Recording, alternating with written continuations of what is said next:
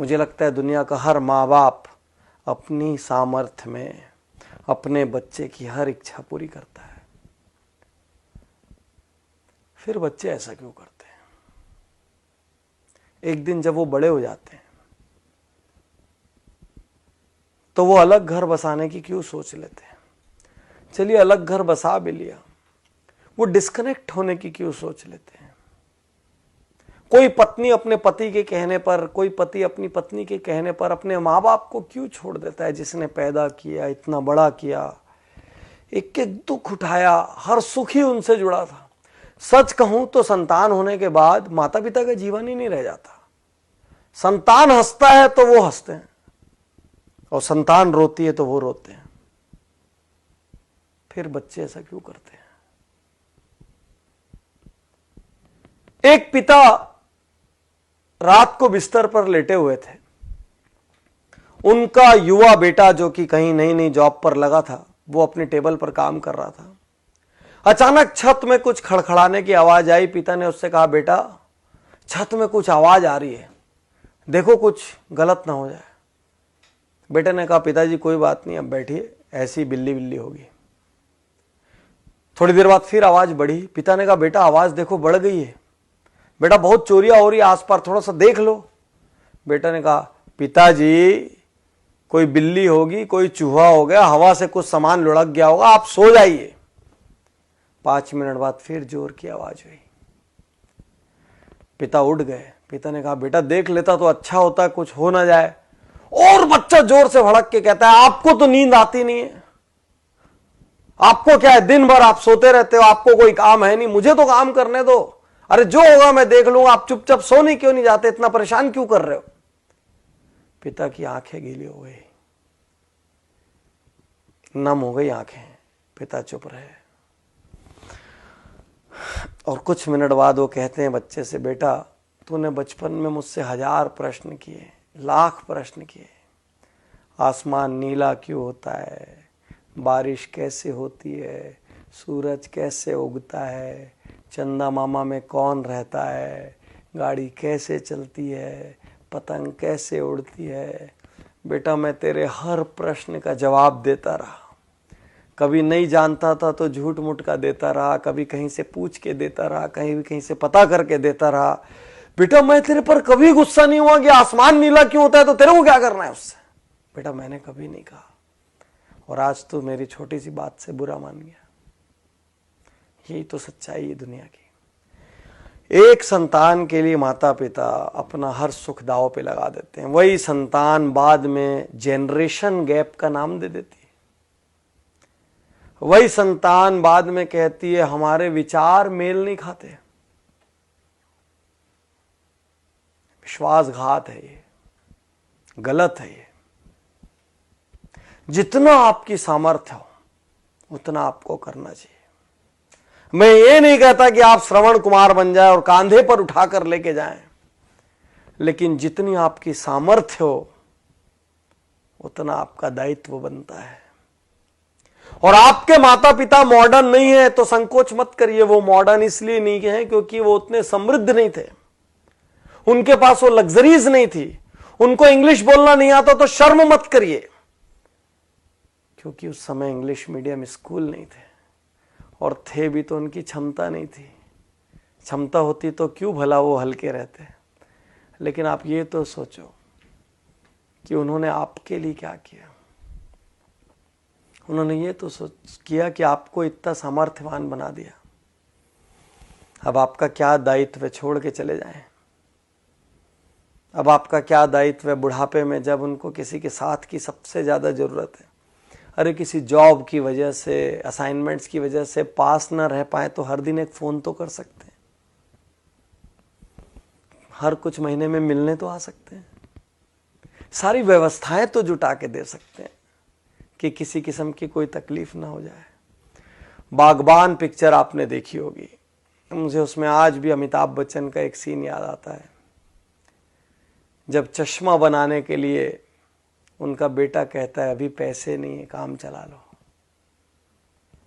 और छोटा सा बच्चा पैसे ला के देता है कि पापा पहले, दादाजी पहले चश्मे बनवा लो।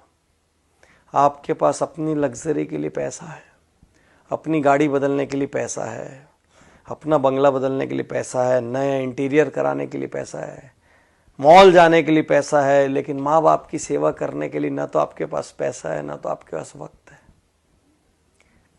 सिर्फ एक प्रश्न है, यदि आपकी संतान ने ऐसा किया तो आप क्या करेंगे? यदि आपकी संतान ने ऐसा किया तो आप क्या करेंगे? आप बोलेंगे नहीं, मेरी संतान तो कर ही नहीं सकती। लेकिन आपके माँ बाप ने भी तो ये नहीं सोचा था ना कि आप ऐसा करेंगे, नहीं तो आपको दूध क्यों पिलाते, आपको बड़ा क्यों करते जब एक दिन विश्वासघात लेना था तो। आज आप जो कर रहे हैं ना वो कल आपके साथ भी हो सकता है। सोचिए, गणेश जी ने माता पिता के 3 चक्कर लगा लिए थे और उसी से उनका दुनिया का सारा चक्कर हो गया था। माता पिता हैं ये भी भाग्य की बात है। मैं ज़्यादा जानता हूँ। मेरे पिता का निधन जब मैं बहुत छोटा था तब हो गया था, और जब मैं सामर्थ्यवान हुआ तो मेरी माता का निधन हो गया। मैं सहानुभूति के लिए नहीं कह रहा हूँ, मैं दुर्भाग्यशाली मानता हूँ कि आज मैं जहाँ भी हूँ, जिस मुकाम पर भी हूँ, जितना सक्षम भी हूँ, मेरे घर में कोई बड़ा नहीं है वो बांटने के लिए, और वो कमी खलती है हर पल। आज आपके पास है तो ग्रांटेड मत लीजिए। आप किसी देश में जॉब कर रहे हो, किसी शहर में जॉब कर रहे हो, एक कॉल अपने माँ बाप को कर सकते हैं। 2 मिनट के लिए व्हाट्सएप कम कर दीजिए, उस दिन 5 मिनट के लिए फेसबुक मत देखिए, कर सकते हैं। अपनी सैलरी का कुछ हिस्सा बिना किसी स्वार्थ के आप अपने माँ बाप के लिए रिजर्व कर सकते हैं, बिल्कुल कर सकते हैं।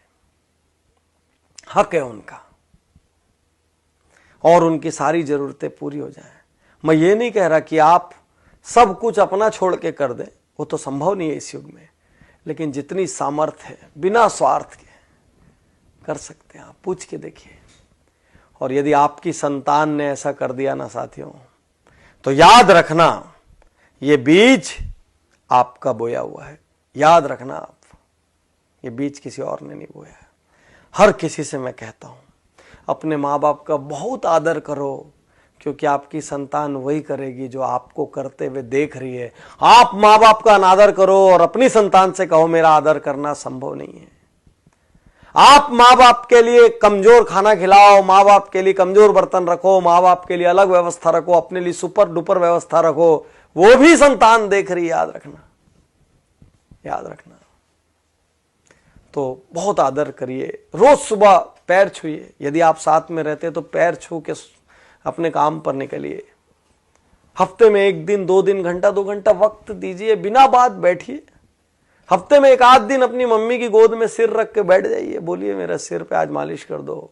गप मार लीजिए, जैसा मारते थे वैसे ही खेल लीजिए जैसे बचपन में खेलते थे। हफ्ते में 1 दिन 2 घंटे तो बनता है यार, इतना बनता है, उन्होंने किया है उतना।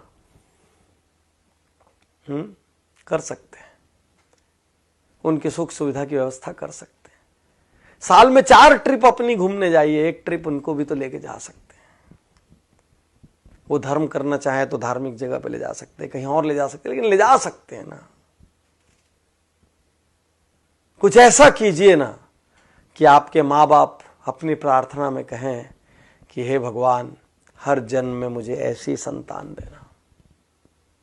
और आपकी संतान आपको देखकर कहे कि मेरे पापा मेरी मम्मी, मेरे पापा अपने माता पिता का, मेरी मम्मी अपने सास ससुर का जिस तरीके से आदर सम्मान करती है, मैं भी वही करूं।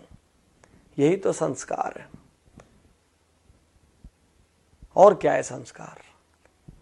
जिसने आपको पैदा किया, जिसने अपनी पूरी जिंदगी होम कर दी आपके लिए, आप उसके नहीं हुए तो फिर आप किसके हो गए? तो साथियों, अब तक जो हुआ सो हुआ। कहीं कमी छूटी गोली मारो, भूल जाओ। आज से शुरू कर सकते हैं। यदि अपना जीवन बनाना है तो अपने माता पिता से प्रेम करिए। यदि खुद आदर पाना है तो माता पिता का आदर करिए। मुझे विश्वास है आज इस वीडियो को देखकर लाखों करोड़ों लोग एक बार फिर अपने माता पिता के लिए वक्त निकालेंगे। और इससे बड़ा उपहार मेरे लिए कुछ नहीं होगा। ये वीडियो मेरी जिंदगी की सबसे कीमती वीडियोस में से एक है।